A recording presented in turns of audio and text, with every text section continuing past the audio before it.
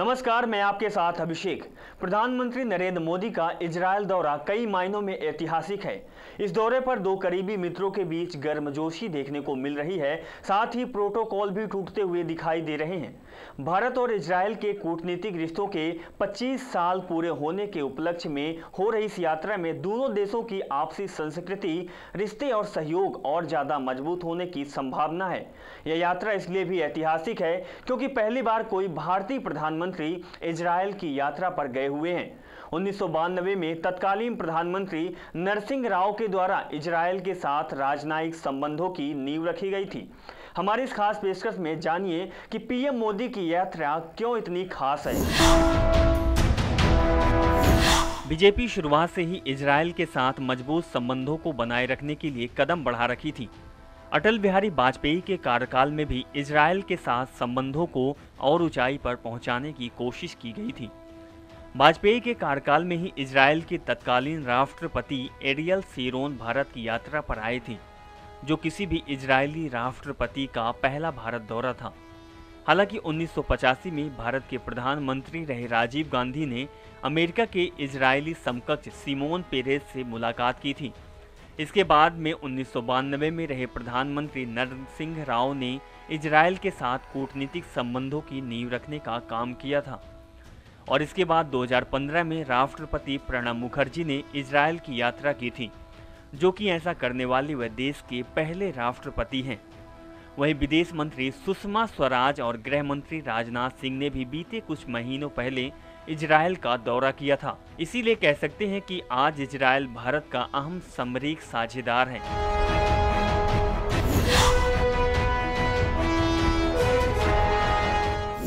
प्रधानमंत्री नरेंद्र मोदी का इजरायल में भव्य स्वागत किया गया। उन्हें एयरपोर्ट पर रिसीव करने के लिए खुद इजरायली प्रधानमंत्री बेंजामिन नेतन्याहू अपने प्रोटोकॉल के साथ मौजूद थे। आपको बता दें कि वहां ऐसा स्वागत सिर्फ अमेरिकी राष्ट्रपति या फिर पोप का ही किया जाता है। इसके बाद दोनों देश के पीएम एक दूसरे से इस प्रकार मिले जैसे कई वर्षों से बिछड़े दो भाई मिल रहे हैं।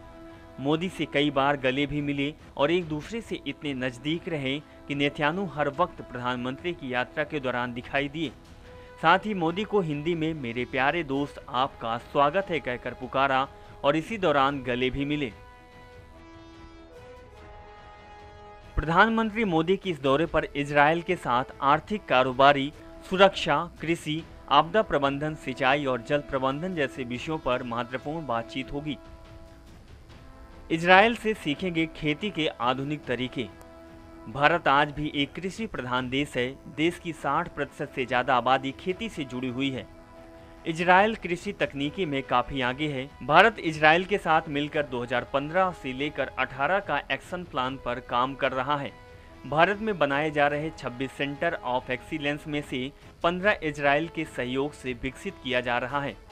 वहीं हरियाणा में पहले ही इजरायल की मदद से एक कृषि फॉर्म में 65% कम पानी खर्च करके उपज 10 गुना बढ़ाने में सफलता भी हासिल की जा चुकी है। इजरायल का मौसम खेती के लायक नहीं है, फिर भी आधुनिक तरीकों से उसने खेती का मुमकिन बनाया। साथ ही इजरायल ने ऐसी तकनीकी इजाद की है जिससे बहुत ही कम पानी में सब्जियों और फल उगाए जा सकते हैं। उनसे ऐसे आलू को विकसित किया जा सकता है जो काफ़ी गर्म मौसम में भी उग सकता है और खारे पानी से भी इसकी सिंचाई हो सकती है। पीएम मोदी इजरायल से खेती के आधुनिक तरीकों को समझने की कोशिश करेंगे। जल प्रबंधन के मामले में इजरायल का कोई जोड़ नहीं। समुद्र से घिरे इस देश में खारे पानी को पेयजल बनाने की तकनीकी विकसित की है। सिंचाई में भी इजरायल अति आधुनिक तकनीकी इस्तेमाल करता है। भारत जल प्रबंधन में इजरायल की विशेषता का लाभ उठा सकता है। वहीं जल प्रबंधन पूरी दुनिया के लिए समस्या बना हुआ है। 125 करोड़ से ज्यादा आबादी वाली कृषि प्रधान देश में पीने और सिंचाई दोनों के लिए पानी की जरूरत हमेशा बनी रहती है। जल प्रबंधन के क्षेत्र में इजरायल काफी विकसित है, इसीलिए क्षेत्र में वो भारत के लिए काफी मददगार साबित हो सकता है। वहीं पीएम नरेंद्र मोदी के दौरे में जल प्रबंधन से जुड़े समझौते होने की पूरी उम्मीद है। 28 जून 2017 को केंद्रीय कैबिनेट ने इजरायल के साथ national campaign for water conservation in India पर परस्पर सहयोग पत्र पर मंजूरी भी दे दी है। रक्षा और कृषि क्षेत्र दोनों देशों में संबंधों के मुख्य आधार हैं। सैन्य उपकरणों, कृषि और हीरे व जल प्रबंधन तकनीकों के व्यापार में दोनों देशों का द्विपक्षीय व्यापार 1992 में 20 करोड़ डॉलर से बढ़कर 2016 में 4.5 अरब डॉलर हो गया है।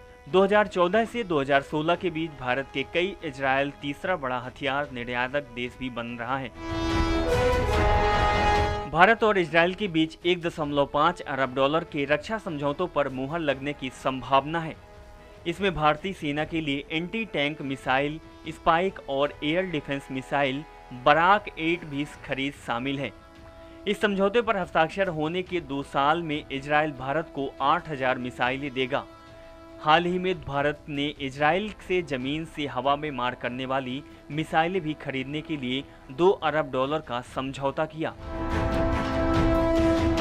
भारतीय राजनेता जब भी इजराइल का दौरा करते रहे हैं, वो साथ ही फिलिस्तीन भी जाते रहे। भारत सरकार की इजराइल और फिलिस्तीनी दोनों को बराबर तवज्जो देने की नीति रही है। इजराइल और फिलिस्तीनी के बीच लंबे समय में जारी टकराव के बीच भारत की सरकारें ये कोशिश करती रही है कि उसे किसी एक का हिमायती ना समझा जाए। भारतीय पीएम इस यात्रा में फिलिस्तीनी नहीं जाएंगे। भारतीय प्रधानमंत्री नरेंद्र मोदी ने बुधवार यानी 5 जुलाई को अपनी इजराइल यात्रा के दौरान कन्वेंशन सेंटर में भारतीय कम्युनिटी के बीच जाकर उन्होंने संबोधित किया।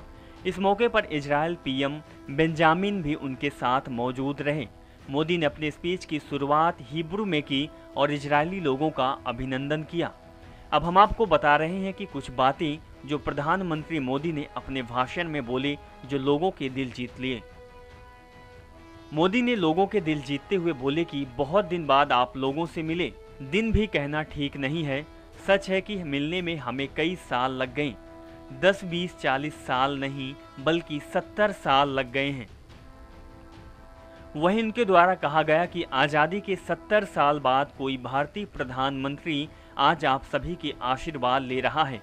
इस अवसर पर इजराइल के प्रधानमंत्री बेंजामिन यहाँ मौजूद रहे और इजराइल में किसी भारतीय नेता का इस तरह का पहला इवेंट है। मोदी कहते हैं कि जो सम्मान मुझे दिया है वह भारत के 125 करोड़ लोगों का सम्मान है। हम दोनों ही अपने अपने देशों की स्वतंत्रता के बाद पैदा हुए हैं। इस प्रकार से उन्होंने कहा कि भारतीय भूमि के प्रति उनका प्यार और ये प्यार भारत की ओर आपको खींच लाएगा। मोदी कहते हैं कि भारत और इजराइल कई साल से एक दूसरे से गहराई से जुड़े हुए हैं। आज भी यह जगह यरूशलेम और भारत के संबंधों का प्रतीक है।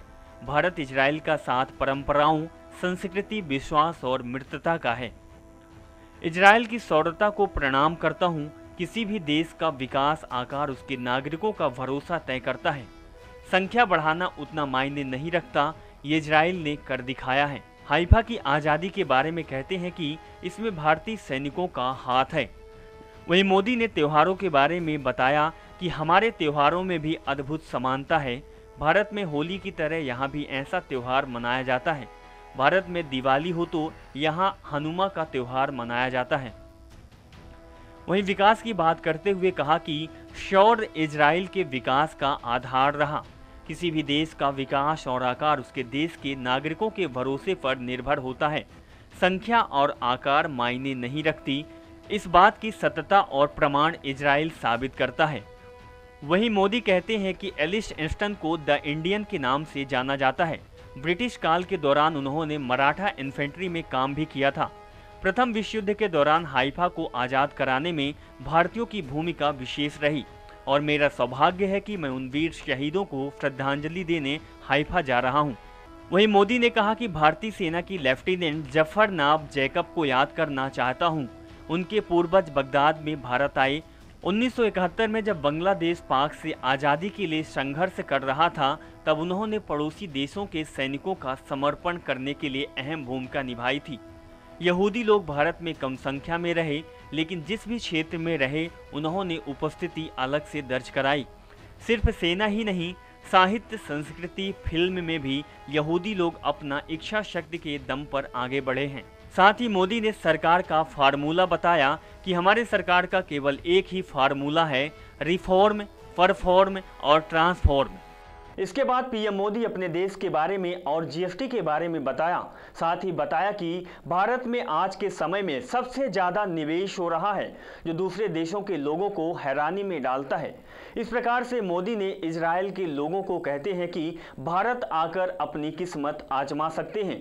इजराइल और भारत के बीच PIO कार्ड को लेकर भी पीएम मोदी बोले, दिल के रिश्ते कार्ड से खत्म नहीं होते। इजराइल के भारतीयों को OCI कार्ड भी देने की बात कही और OCI कार्ड के नियमों को सरल करने पर हामी भी भरी है। साथ ही उन्होंने कहा कि इजराइल के भारतीयों को भारत आते रहना चाहिए। इजराइल के भारतीय मानवीय मूल्यों के साझेदार हैं और इसके लिए दोनों देश की सरकारें साथ काम करने के लिए तैयार हैं। इस प्रकार से कई मामलों में भारत के प्रधानमंत्री मोदी को इजराइल यात्रा भारत के विकास और दोनों देशों के रिश्तों के लिए बहुत ही लाभदायक साबित हो सकती है। लेकिन इस दौरे के बाद हिंदुस्तान का अन्य देशों के साथ रिश्ते कैसे होंगे, ये तो आने वाला समय बताएगा। नमस्कार।